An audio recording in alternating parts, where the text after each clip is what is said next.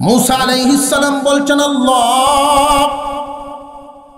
আপনার জিম্মাদারি আপনার দেওয়া দায়িত্ব পালন করলাম ফেরাউনকে কালিমার দাওয়াত দিলাম ফেরাউন তো কালিমার দাওয়াত গ্রহণ করেই নাই বরং উল্টা আমার বিরুদ্ধে যুদ্ধ ঘোষণা দিল কিছু সংখ্যক মানুষ যারা ঈমানদার এই ঈমানদারদেরকে বিভিন্নভাবে নির্যাতন করে আল্লাহ পাক রব্বুল আলামিন বলেন চিন্তার কোনো কারণ নাই তোমাদের ভিতরে তোমার দলের ভিতরে আল্লাহর ভয় আছে আল্লাহ পাক রব্বুল আলামিন বলেন চিন্তা নাই তোমার না থাকুক আমার তো অস্ত্রের কোনো শেষ নাই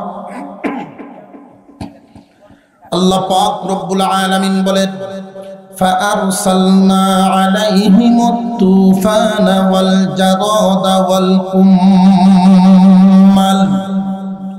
ওই দিনের কথা স্মরণ করায় দিলেন যেই দিন ফেরাউন বাহিনীর উপরে আল্লাহ পাক রব্বুল আলামিনের অস্ত্র পাঠায় দিলেন মহান আল্লাহর অস্ত্র তুফান নামক অস্ত্র পাঠাইলেন রে তুফান ফেরাউন বাহিনীর উপরে তুমি পতিত হয়ে যাও মুসা বাহিনীর কোনো ক্ষতি করবা না ওই তুফান যখন নাজিল হয়ে গেল দুনিয়ার জমিনে যেইভাবে বাতাসের বেগ ওইভাবেই ছিল পানির বেগ একাধারে কিছুদিন পর্যন্ত যখন মুসা বাহিনীর বিরুদ্ধে যারা ছিল ফেরাউন বাহিনী ওই ফেরাউন বাহিনীর উপরে যখন পতিত হয় তাদের হালত ছিল বাড়িঘর সব লন্ডভন্ড জমাজমি পানির তলে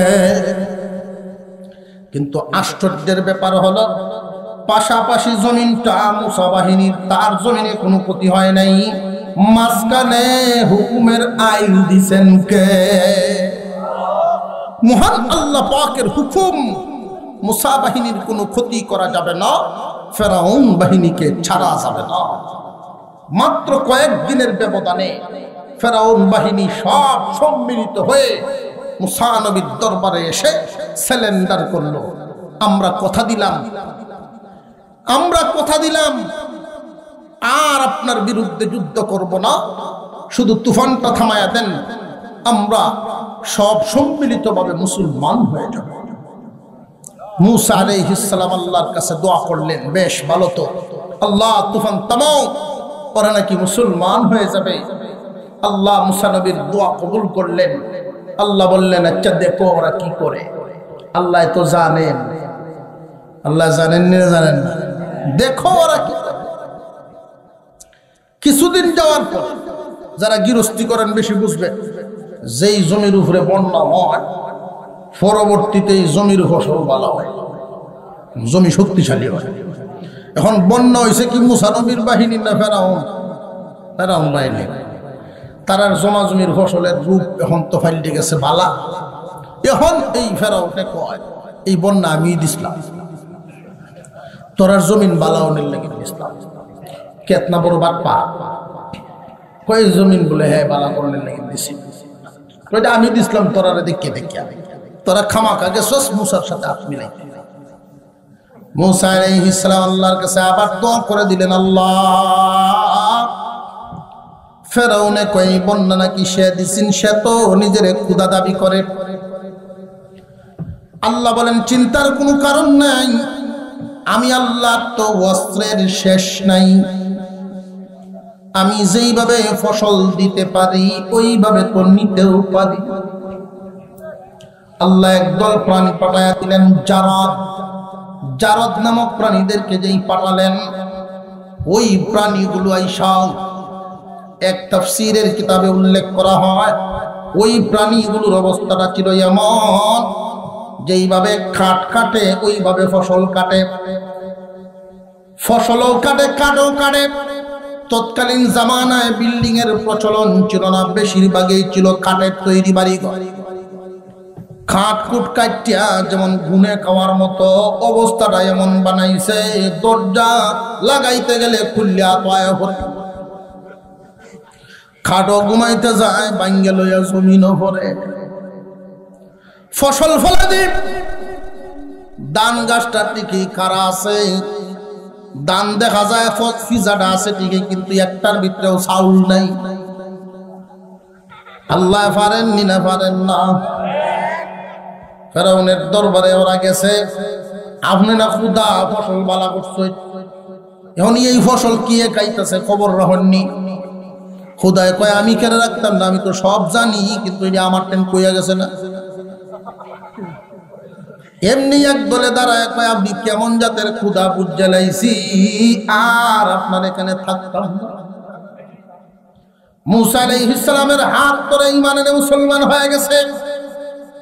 ফেরাউনের রাগ কি কমছে না আরো বাড়ছে?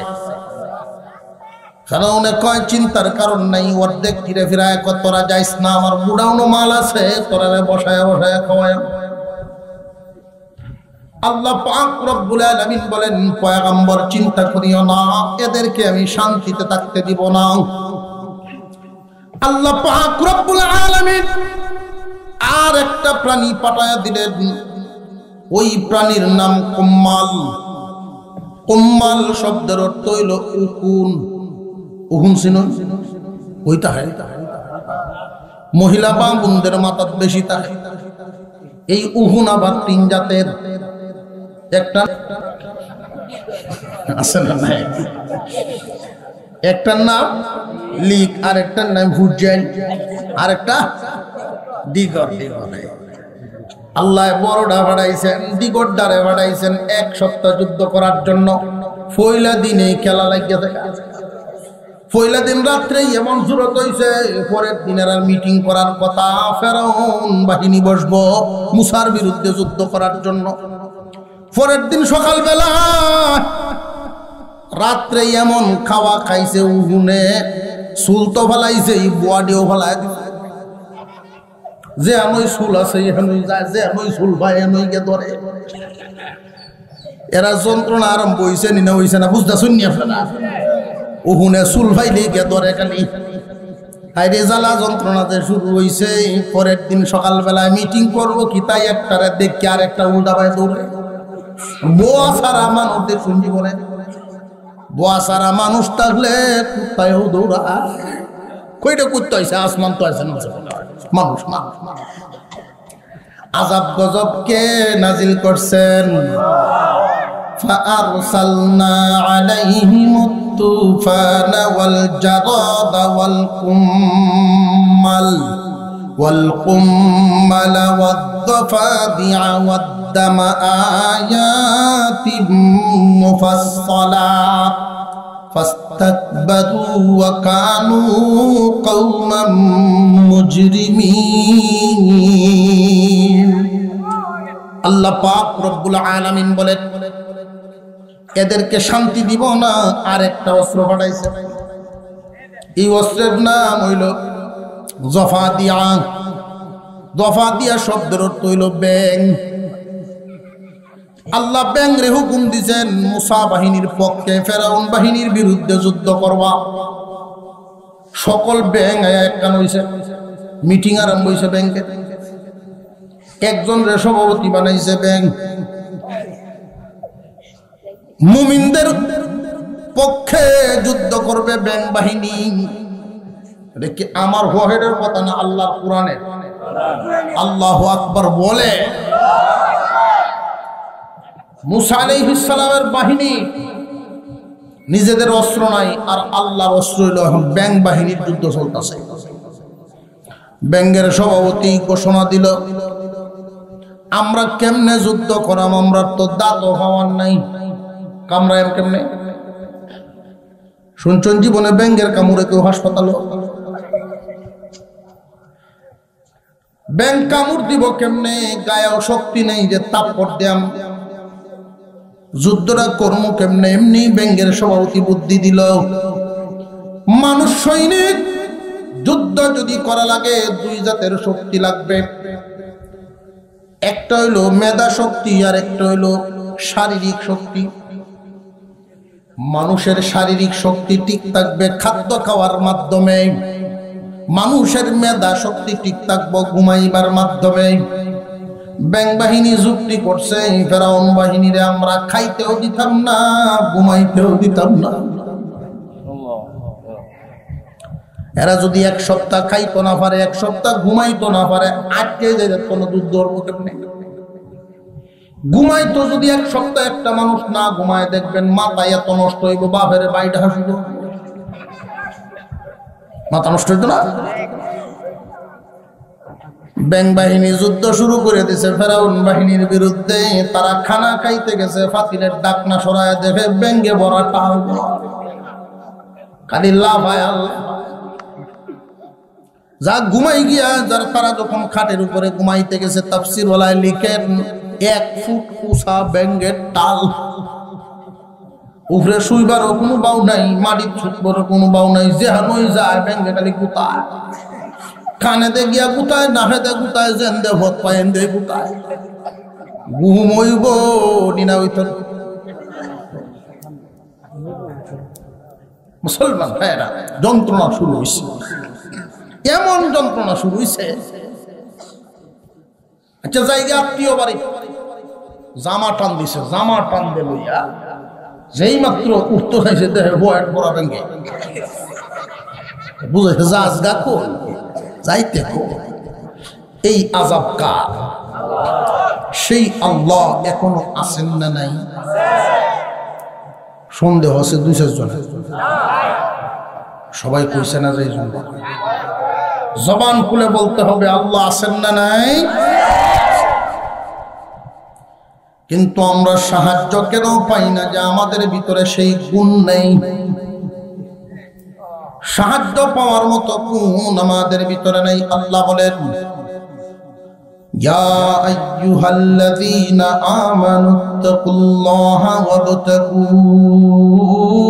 ইলাইহিল ওয়াসিলা ওয়াজাহিদু ফি সাবিলিহি লাআল্লাকুম তুফলিহুন। আল্লাহ বলেন, ও ঈমানদার, আল্লাহকে ভয় করো, আল্লাহকে ভয় করো। তোমার 1 নাম্বার গুণ, 1 নাম্বার গুণটাই তো আমরার ভিতরে নাই। কেউ যদি জিগায় যে তুমি আল্লাহরে কেমন ডরাও, কো বিরাট ডরাই। নামাজ 5 ওয়াক্ত পড়ো, কো বলেও না। যদি তার কোনো ক্ষতি হয় দেখবেন মানুষের সাথে গপ করে কয়ে বলেও মনে চিতে জানি না কোনো ভুল করতে। আমি তাবলিগে গেছিলাম 8-9 বছর, 9 থেকে 10 বছর বয়সের সময়। এসব ত্রিয়ে ফেলি গেছিলাম তাবলিগে। 3 দিন থাকার পরে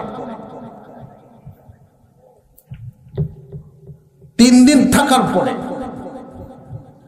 আমি সব লাস্টে বলতেছেন, আসেন আমরা সবাই বিদায় বেলায় তওবা করি, একটু দোয়া করি। যার জীবনের যত ভুল আছে সকল ভুলের উপরে একটু তওবা।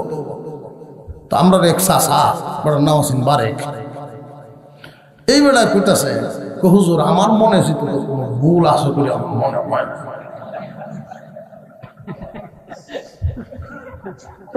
আমি তো কোনো ভুল করছি? আমি জীবনেও কাঁচা এলো হারা দিই, আমি কোনো ভুল করছি না। তওবা কিতা করতাম।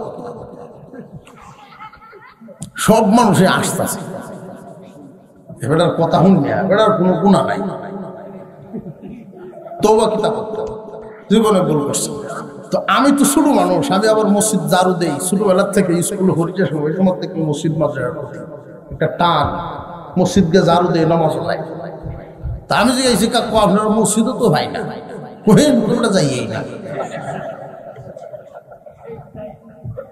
যে মসজিদে আপনি যান না, এটা কি ভুল মনে হয় না? এই ভুল তো আছেই। আরে নামাজ যে পড়ে না মানুষ এটাকে ভুল মনে করে না। আল্লাহ পাক রব্বুল আলামিন বলেন, আল্লাহকে ভয় করো।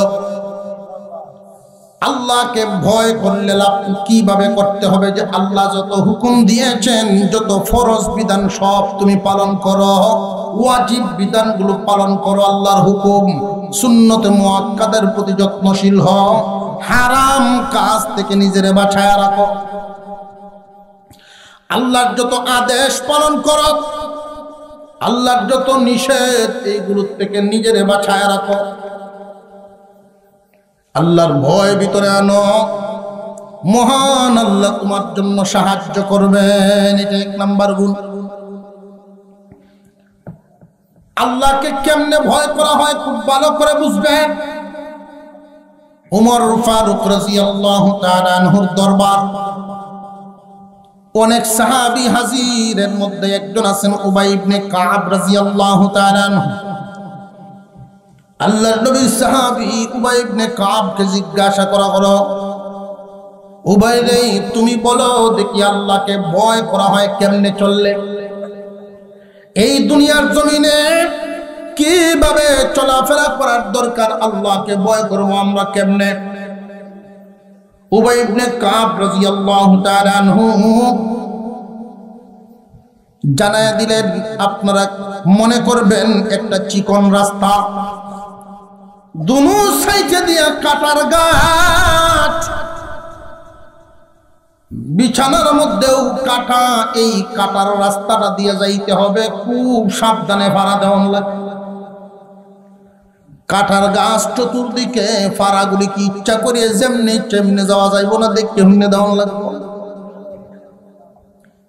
উবাই ইবনে কাব রাদিয়াল্লাহু তাআলা আনহু বলেন, এইভাবে সাবধানে জীবন যাপন করার নামই হলো আল্লাহর ভয়। দেখে শূন্য কদম দেওয়া, কোন কদমে আল্লাহ নারাজ হবে, কোনটায় গুনাহ হয়ে যায়, এইভাবে চিন্তা ভাবনা করিয়া চলাফেরার নামেই হলো আল্লাহর ভয়। আল্লাহ পাক রব্বুল আলামিন এই দুনিয়ার জমিনওয়ালাদেরকে হুকুম দিয়েছেন, ইত্তাকুল্লাহ, আল্লাহকে ভয় করো। ও দুনিয়াবাসী, তোমরা আল্লাহকে ভয় করো। আল্লাহ পাক রব্বুল আলামিন এক নাম্বার হুকুম দিলেন ইত্তাকুল্লাহ। দুই নাম্বার হুকুম তিনি বলেন ওয়াবতাগু ইলাইহিল ওয়াসিলা, আল্লাহর সন্তুষ্টি পাওয়ার জন্য উসিলা তালাশ করো, মাধ্যম তালাশ করো। যে আল্লাহর সন্তুষ্টি পাওয়ার জন্য মাধ্যম কি তা তালাশ করতাম আমরা, যে নামাজ পড়ি, এটা কি মাধ্যম না? প্রশ্ন জাগে যে না, এইগুলো তো মাধ্যম না, ফরজগুলোর দ্বারাই আল্লাহর সন্তুষ্টি মাধ্যম না।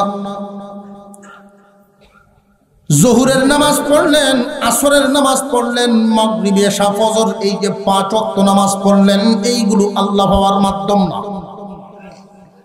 মহান আল্লাহ পাক রব্বুল আলামিন যত আদেশ করেছেন এইগুলো ফরজ, ওয়াজিব। ফরজ বিধান যদি কোনো মানুষ ছাড়িয়ে দেয় তাহলে অনির্দিষ্টকাল জাহান্নাম ভোগ করতে হবে। ওয়াজিব বিধান যদি কেউ ছাড়িয়ে দেয় তাহলে নির্দিষ্ট পরিমাণ জাহান্নামের সাজা ভোগ করতে হবে। ফরজ ওয়াজিব এইগুলো আমরা পালন করি জাহান্নাম থেকে বাঁচার জন্য। সুন্নতে মুআক্কাদা পালন করি আল্লাহর পয়গম্বরের সুপারিশ পাওয়ার জন্য। তাহলে আল্লাহর ভালোবাসা পাওয়ার জন্য, আল্লাহর সন্তুষ্টি পাওয়ার জন্য কি করলাম? আল্লাহর সন্তুষ্টি পাওয়ার জন্য কোনো না কোনো একটা উসিলা তালাশ করা দরকার।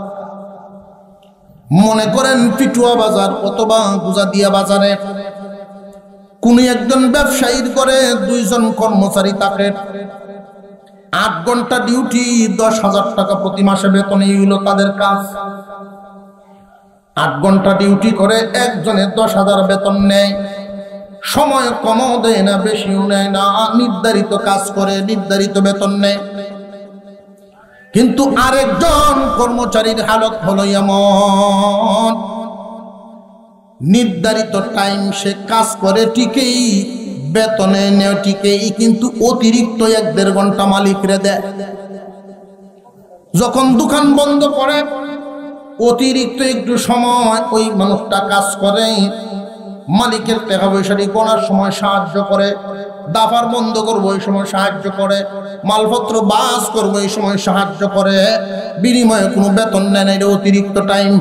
এই জন্য মালিক কি তার প্রতি ওই ছেলের মতো খুশি থাকবো না একটু বেশি? আল্লাহ পাক রব্বুল আলামিন এই কথাটাই বুঝাইয়া দিলেন, ইয়া আইয়ুহাল্লাযীনা আমানুত্তাকুল্লাহা ওয়াবতাগু ইলাইহিল ওয়াসিলা। এ দুনিয়াবাসী, ফরজ বিধান পালন করো জাহান্নাম থেকে বাঁচার জন্য। আপনারা প্রশ্ন করতে পারেন যে আল্লাহ সন্তুষ্ট হবেন না, তাহলে এই ফরজ বিধান দিলেন কেন? আমার কাছে কি ফাইন উনি যে আল্লাহ আমার কাছে ফাইন, এই বিল যদি দাও তাহলে এই 5 ওয়াক্তে হইতো না, বিল দেওয়ার গেলে 5 ওয়াক্তে হইতো না। আল্লাহর শুকরিয়া আদায় করো যে আল্লাহ 5 ওয়াক্তে খুশি। বান্দা যদি 5 ওয়াক্ত নামাজ আদায় করে 50 ওয়াক্তের সওয়াব পাইবে। সুবহানাল্লাহ। 5 ওয়াক্ত নামাজ পড়লে 50 ওয়াক্তের সওয়াব পায়। যদি 50 ওয়াক্তই আদায় করণ লাগতো, আল্লাহর হুকুম থাকতো, তাহলে তো 50 ওয়াক্তই আদায় করণ লাগতো। কেন? যে আল্লাহর দেয়া নিয়ামত আমরা ভোগ করি, এই জন্য। আল্লাহর দেয়া নিয়ামত কি পরিমাণ ভোগ করতেছি আমরা লক্ষ্য করেছেন নি? আল্লাহর দেয়া নিয়ামত কি পরিমাণ ভোগ করি। সৌদি আরবের একজন মানুষ 24 ঘন্টা উনি ছিলেন একটা ক্লিনিকে, প্রাইভেট হাসপাতাল। অক্সিজেন নিয়েছিলেন 24 ঘন্টা অসুস্থতার কারণে, বুড়া মানুষ। পরের দিন সকালবেলায় ওনার সামনে বিল পেপার ধরায় দেওয়া হলো, মুরব্বী আপনার 3200 রিয়াল বিল আইছে। উনি বিলের কাগজটা এইভাবে দরিয়া বিছানায় শুয়ে শুয়ে দেখতেছেন আর হিসাব মিলাইতেছেন। লেখা আছে বিল পরিশোধের আগে রোগী বাহির হতে পারবে না। চোখ দিয়ে পানি পড়তেছে টপ টপ করে। একজনে বিলের কাগজটা নিয়ে ক্যাশ কাউন্টারে জমা দেওয়ার জন্য চলে গেছেন।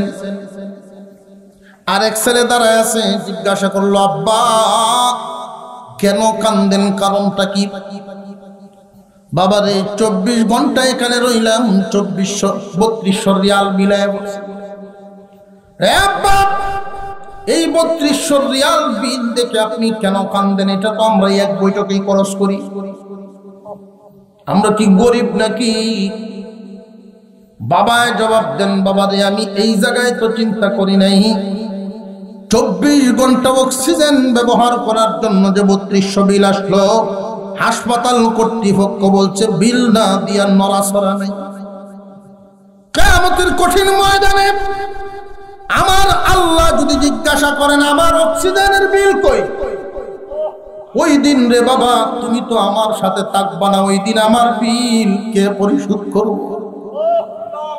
এই যে সূর্যের আলো ব্যবহার করি, বৃষ্টির পানি ব্যবহার করি, আল্লাহর দেয়া নিয়ামত কতটা ভোগ করি।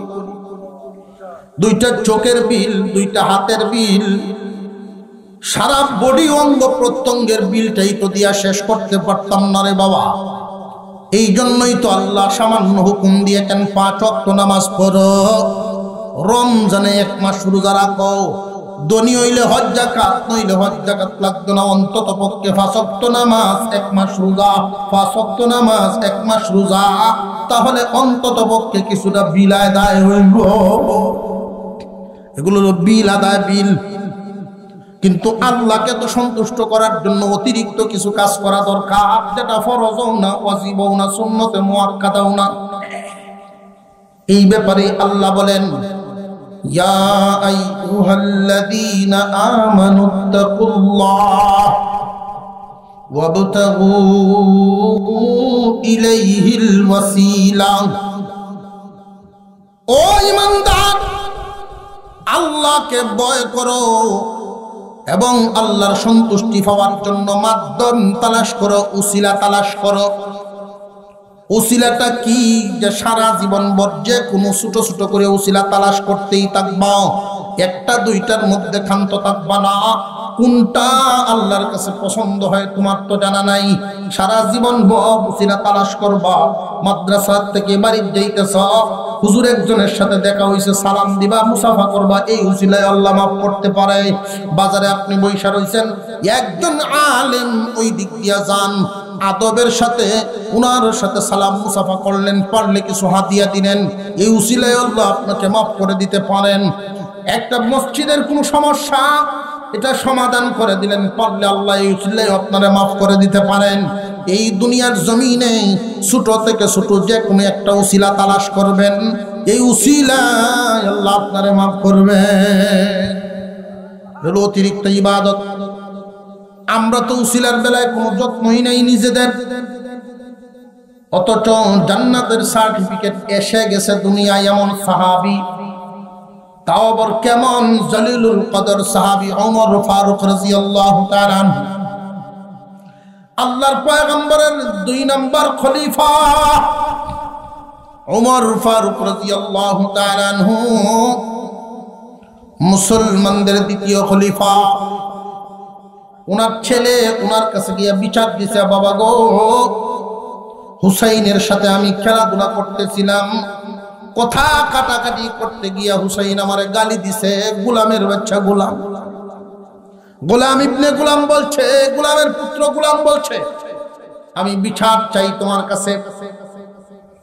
হযরত উমর ছেলের কথা শুনে উনি আবার জিজ্ঞাসা করছেন, হুসাইন কি কথা বলছেনি? হ্যাঁ বলছে, আমি নাকি গোলামের পুত্র গোলাম। ঠিক আছে তুমি যাও, আমি দেখতেছি। একজনকে পাঠায় দিলেন হুসাইনকে খবর দেওয়ার জন্য। হযরত আলী রাদিয়াল্লাহু আনহু এই কথা শুনে আশ্চর্য হয়ে গেলেন, আমার হুসাইন কেমনে এত বড় কথা বলে ফেলল। প্রথম হুসাইনকে শাসাইছেন, তুমি এই কাজটা ঠিক করো নাই, তোমরা সমবয়সী, যা ইচ্ছা বলতে পারো, তুমি উনার বাবারে নিয়ে কথা বললা কেন? হযরত আলী রাদিয়াল্লাহু তাআলা আনহু দায়িত্ব পালন করেছেন, পিতা হিসাবে পিতার দায়িত্ব পালন করেছেন, সন্তানকে শাসাইছেন। এটাই উচিত, এটা হইল পারিবারিক শিক্ষা। এক সময় আমাদের দেশে এই অবস্থা ছিল, কিন্তু বর্তমানে যেই হালত শুরু হইছে, কোন ছেলে যদি একজন মুরব্বীর সাথে বেয়াদবি করে আসে, বাপে আরো বেড়াগিরি দেয়া। ছেলে যদি গুন্ডা ফান্ডা হয়, বাপের বোঝা যায় সাহস বাড়ে, বাজারও আডার ডিজাইন আর একজাত বাপের। বাপে ভদ্র ছেলের পরিচয় দেয় না, হেইডার আওলাদ আওলাদ হেইডার পরিচয় দেয়, আমি উমুহের বাপ। হযরত ওমর ফারুক রাদিয়াল্লাহু তাআলা আনহু খবর দিলেন, হযরত আলী দৌড়ায় গেলেন, হুসাইনও গেছে। আলী আগে চলে গেছেন, ইয়া বলেন, ইয়া আমিরাল মুমিনিন। হুসাইন বুঝতে পারে নাই, বাচ্চা মানুষ, তারে কি মাফ করে দিলে হয় না? ভয়ে তরতর করে কাঁপতেছে, সবাই ভয়ে তরতর করে কাঁপতেছে, আবার দূর থেকে তামাশা দেখতেছে, কি হয় না জানি। হযরত আলী যখন বললেন, তারে কি মাফ করে দিলে হয় না? হুসাইন বলেন, এটা তো তোমার আর আমার কোনো বিষয় নয় রে আলী, হুসাইনের সাথে আমার কথা বলতে দাও, সুযোগ সব সময় মিলে না। হুসাইন, তুমি দেখি আমার ছেলেকে গোলামের পুত্র গোলাম বলছো?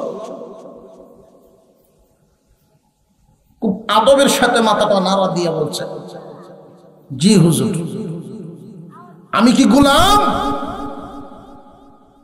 তোমরা একজন একজনকে বলতে পারো, আমাকে নিয়ে কেন বলতো, আমি কি গোলাম না? হুসাইন রাদিয়াল্লাহু তাআলা আনহু আস্তে করে আদবের সাথে বলে ফেললেন আরেক কথা। তিনি বলতেছেন, ইয়া আমিরাল মুমিনিন, মনে কিছু নিবেন না, আপনি কি আমার নানাজির গোলাম না? যেই মাত্র বলছে আপনি কি আমার নানাজির গোলাম নন, হযরত উমর বসা ছিলেন, সোজা লাফ দিয়ে দাঁড়ায় গেছে। রে হুসাইন, আমি যে তোমার নানার গোলাম, এই কথাটা মুখে বলা যথেষ্ট নয়, একটা কাপড়ের টুকরার মধ্যে লিখে ফেলো, আমার পরিবারের কাছে রেখে যাব। যেই দিন দুনিয়ার থেকে আমি উমর বিদায় হয়ে যাব, কাফনের ভিতরে যেন এই টুকরা ভরিয়া দেয়। কিয়ামতের দিন মহান আল্লাহর দরবারে আমি এই টুকরা নিয়ে দাঁড়ায় যাব। আল্লাহ, জান্নাতের যুবকদের সর্দার হুসাইন বলছে, আমি নাকি তার নানার গোলাম, আর তার নানার গোলাম জাহান্নামে যাইতে পারে না। উসিলা নিয়ে আমি দাঁড়াইব হাসরের মাঠে। আজকাল তো আমরা উসিলার কোন ব্যবস্থাই করি না। আল্লাহ পাক রব্বুল আলামিন এই পরামর্শ দিলেন, ওয়াবতাগু ইলাইহিল ওয়াসিলা, খুব মহব্বতের সাথে, খুব যত্নের সাথে উসিলা তালাশ করবা একটা একটা করে। যে কোনো উসিলায় আল্লাহ তোমারে মাফ করে দিতে পারে, কিন্তু উসিলা তো তোমার তালাশ করতে হইব। তিনি বলেন, লাআল্লাকুম তুফলিহুন, তোমরাই বিজয়ী, তোমরাই সফল কাম। দুনিয়া এবং আখিরাত উভয় জাহানেই তোমরা সফল কাম। কোন জাতি তোমাদের উপরে মরলগিরি করতে পারবে না, কোন জাতি তোমাদের উপরে আঙুল ঘুরাইতে পারবে না। এই দুনিয়ার রাজত্ব, আখিরাতে জান্নাত আমি তোমাদের জন্য ঘোষণা করলাম। ঘোষণাটা কার? আসমান জমিনের মালিককে। মালিক যিনি, ঘোষণাও দিয়েছেন তিনি। এই জমিনের মালিকানা যার, ঘোষণাটাও তো তার। আল্লাহ যাকে ইচ্ছা তাকেই দান করবেন জমিনের মালিকানা, জমিনের রাজত্ব।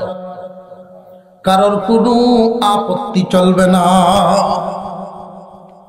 মহান আল্লাহ পাক রব্বুল আলামিন বলেন, ইয়া আইয়ুহাল্লাযীনা আমানুত্তাকুল্লাহা ওয়াবতাগু ইলাইহিল ওয়াসিলা ওয়াজাহিদু ফি সাবিলিহি লাআল্লাকুম তুফলিহুন।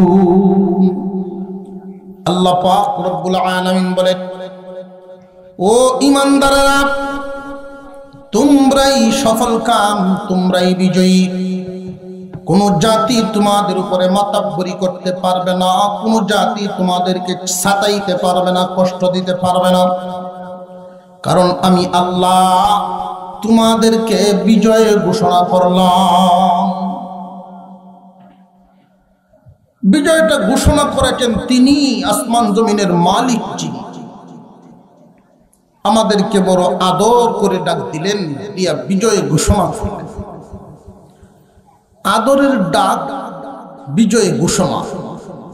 কিন্তু বাস্তব চিত্রে, বর্তমান দুনিয়ার দিকে নজর করলে দেখা যায় বাস্তবতার সাথে কোনো মিল নাই। বাস্তবে তাকায় দেখেন মুসলমানদের হালত, ইসলামের অবস্থা। তামাম দুনিয়ার যত সুখ শান্তি আরামায়াস বেশিরভাগই মুসলমান ব্যতীত বেঈমান ভোগ করে। সারা দুনিয়ার মুসলমানদেরকে বিভিন্নভাবে কোণঠাসা করে রাখা হচ্ছে। ইসলাম বিরোধীরা সব এক টেবিলে, মুসলমানদের উপরে বিভিন্নভাবে, আন্তর্জাতিকভাবে, দেশীয়ভাবে, আঞ্চলিকভাবে, এমনকি সামাজিকভাবে পর্যন্ত একটা মানুষ ইমানদার হলে সে বিভিন্ন দিকে নির্যাতনের শিকার হয়। যে মানুষটা যত বেশি ইমানদার, আমলদার, ওই মানুষটা তত বেশি নির্যাতনের শিকার। কারণটা কি? খুব ভালো করে বুঝবেন ভাই। মহান আল্লাহ ঘোষণা দিয়েছেন, ইমানদারকে আদরের ডাক দিয়েছেন, সফলতার ঘোষণা দিয়েছেন। বাস্তবে তো সফলতা পাইতেছি না। বেঈমানরা আজকে মুসলমানদের লাশ নিয়ে, রক্ত নিয়ে খেলা করে। আমাদের এই বিজয় গেল কোথায়? আল্লাহর ঘোষণা বাস্তবায়ন হইল কোথায়? ভাই খুব ভালো করে বুঝবেন, এই দুনিয়া পরিচালনার জন্য যত যত গুরুত্বপূর্ণ বস্তু আছে, যেমন তেল, গ্যাস, স্বর্ণ, এই জাতীয় বস্তু দিয়ে দুনিয়া চলে। তাম দুনিয়া চালানোর জন্য যত দামি দামি বস্তু, সব আল্লাহ মুসলমানদের হাতেই সবচেয়ে বেশি দান করেছেন। যেমন তিনি ঘোষণা দিয়েছেন, দুনিয়া চালানোর চাবিকাঠিও মুসলমানদের হাতেই দিয়েছেন। কিন্তু মুসলমানরা এরপরেও সফল হতে পারে না, দুনিয়া রাজত্ব করতে পারে না। কারণটা কি? মহান মৌলাই করিম কারণটাও উল্লেখ করে দিয়েছেন, বুঝে আসবে আমাদের। মহান আল্লাহ যে আমাদের জন্য বিজয় ঘোষণা করেছেন বিনা শর্তে নয়, তিনটা শর্তে। যারা ইমানদার তোমরা সফল কাম হবে যদি তিনটা গুণ তোমাদের মধ্যে থাকে। আল্লাহ আমাদেরকে ইমানদার বলে ডাক দিয়েছেন, সফলতা ঘোষণা করেছেন, মাঝখানে কিন্তু তিনটা শর্ত রেখে দিয়েছেন। যেই যুগের মানুষ তিনটা শর্ত তাদের মধ্যে আনতে পারবে, পালন করতে পারবে, ওই যুগের মানুষেরাই দুনিয়াতে রাজত্ব করতে পারবে। যেই যুগের মুসলমান সংখ্যা কি পরিমাণ হবে সেটা দেখার ব্যাপার নয়। মুসলমানরা যদি সংখ্যায় তখন কমও হয়, তিনটা গুণ সেই জামাতের মধ্যে পাওয়া যায়, আল্লাহ ফেরেশতা বাহিনী দিয়ে এদেরকে রাজত্ব করাইবে, ফেরেশতাদের সাহায্য নাজিল করবেন। আল্লাহ এই জমিনে মুমিনদের জন্য ফেরেশতা বাহিনী পাঠিয়েছেন, এমন ইতিহাস আছে না নাই? মুসলমানরা তামাম দুনিয়ার অর্ধেকটা রাজত্ব করেছেন, ইতিহাস আছে না নাই? খেজুর পাতার চাটাইয়ে বসে আঙ্গুলের ইশারায় অর্ধেক পৃথিবী ঘুরছে, এমন দিন আমাদের ছিল না? ছিল না? এখন আমাদের দুরবস্থার জন্য আসলে কে দায়ী? আল্লাহ পাকের ঘোষণা সঠিক, আমাদের চলাফেরা হইল বেঠিক। মহান আল্লাহ যেই তিনটা শর্ত দিয়েছেন, একটা একটা করে আপনাদের সামনে বলি, হিসাব মিলাইয়া দেখবেন আল্লাহ যেই গুণের কথা বলছেন এই গুণ কি আমাদের মধ্যে আছে কি না। যদি থেকে থাকে, আমরা যেই পরিমাণ মুসলমান আছি অর্ধেকের চেয়েও বেশি মুসলমানের কাছে এই গুণগুলো আছে কিনা। সমাজে যদি 100 মানুষ থাকে, এই গুণগুলো যদি 50-এর উপরে মানুষের মধ্যে পাওয়া যায়, আল্লাহ সাহায্য তারপরে পাওয়া যায়। পরিমাণ যদি এর চেয়ে কমে যায়, তাহলে বোঝা গেল দুর্নীতির পরিমাণ বেশি, ভালো মানুষের সংখ্যা কম। মহান আল্লাহ পাক রব্বুল আলামিন গুণ বর্ণনা করেন, ইয়া আইয়ুহাল্লাযীনা আমানুত্তাকুল্লাহ। 1 নাম্বার, ও ঈমানদারেরা, তোমরাই সফল কাম, তোমরাই বিজয়ী। কিন্তু 3টা গুণ তোমাদের মধ্যে লাগবে। 1 নাম্বার গুণ, আল্লাহকে ভয় করো। 1 নাম্বার গুণ হলো আল্লাহকে ভয় করতে হবে। আমরা এখানে যারা আছি, জিজ্ঞাসা করলে কিন্তু প্রত্যেকেই প্রশ্নের জবাব দিবেন যে হ্যাঁ, আমরা আল্লাহকে ভয় করি। কিন্তু আসলে কি আল্লাহকে যেই পরিমাণ ভয় করার কথা এই পরিমাণ আসেনি? জবানে ঠিকই আছে, অন্তরে নাই। অন্তরে যদি মানুষের আল্লাহর ভয় থাকতো মানুষের অন্তরে, তাহলে ওই সমাজে সুদ থাকতে পারে না, ঘুষ থাকতে পারে না, বেপরদেগী থাকতে পারে না, বেনামাজি থাকতে পারে না। আল্লাহর ভয় যেই যুগের মানুষের ভিতরে থাকবে, খুব ভালো করে বুঝবেন, জুমার মুসল্লি আর ফজরের মুসল্লি হবে সমান বরাবর। জুমায় যেই পরিমাণ মুসল্লি হয়, ফজরেও সেই পরিমাণ মুসল্লি হবে। আল্লাহ পাক রব্বুল আলামিন আইন করে দিয়েছেন, ইত্তাকুল্লাহ, আল্লাহকে ভয় করো। আমরা তো পরিপূর্ণভাবে আল্লাহকে ভয় করি না। কেন করি না? কারণ আল্লাহ পাক রব্বুল আলামিন আমাদেরকে যে বানাইছেন, আমরা সৃষ্টিগতভাবে 2টা বস্তুকে ভয় করি। মানুষ হিসাবে দুনিয়াতে যদি কাউরে দেখি যে সে অস্ত্রওয়ালা, তখন তারে ভয় করি। যখন দেখি ওই মানুষটার সৈনিকওয়ালা, তখনও তারে ভয় করি। একটা মানুষ আর একটা মানুষকে ভয় করে 2 কারণে, হয়তো অস্ত্রের কারণে, না হয় সৈনিকের কারণে। একটা গ্রাম যদি আরেকটা গ্রামকে ভয় করে, এই 2 কারণেই করে। একটা দেশ যদি আরেকটা দেশকে ভয় করে, এই 2 কারণেই করে, হয়তো অস্ত্র বেশি, না হয় সৈনিক বেশি। ঠিক না? আল্লাহ যে বলেন আল্লাহকে ভয় করার জন্য, আল্লাহর তো অস্ত্রও দেখি না, আল্লাহর তো সৈনিকও দেখি না। মাদ্রাসায় কেন হয়ে গেছে আপনাদের এই গ্রামের ভিতরে পিটুয়া এলাকাবাসী কাজের মতো একটা কাজ করেছেন। আমার পীর মুর্শিদ শায়খ অধ্যক্ষ মিজানুর রহমান চৌধুরী দামাত বারাকাতুহুল আলিয়া দেওনার পীর সাহেব হুজুর প্রায় সময় বলে থাকেন, কোন জায়গায় যদি মাদ্রাসা হয়, কোন জায়গায় যদি মাদ্রাসা হয়, তাহলে বুঝবা আল্লাহ চাইতেছেন ওই এলাকার মানুষগুলোর বস্তায় ভরে জান্নাতে নেওয়ার জন্য। কিয়ামতের কঠিন ময়দানে আল্লাহর কালাম মানুষের জন্য আল্লাহর দরবারে সুপারিশ করবে। কুরআনুল কারীমে, কুরআনুল কারীম আল্লাহর কাছে সুপারিশ করবে, আল্লাহ কিছু সংখ্যক মানুষের পক্ষে আমি সুপারিশ করব, কিছু সংখ্যক মানুষের পক্ষে আল্লাহর দরবারে সুপারিশ হবে। 30 পারা কোরআন আল্লাহর দরবারে সুপারিশ করবেন, আল্লাহ এই মানুষগুলো এই এলাকা বসবাস করত, আজকে তাদের পক্ষে সুপারিশ করার মতো কেউ নেই।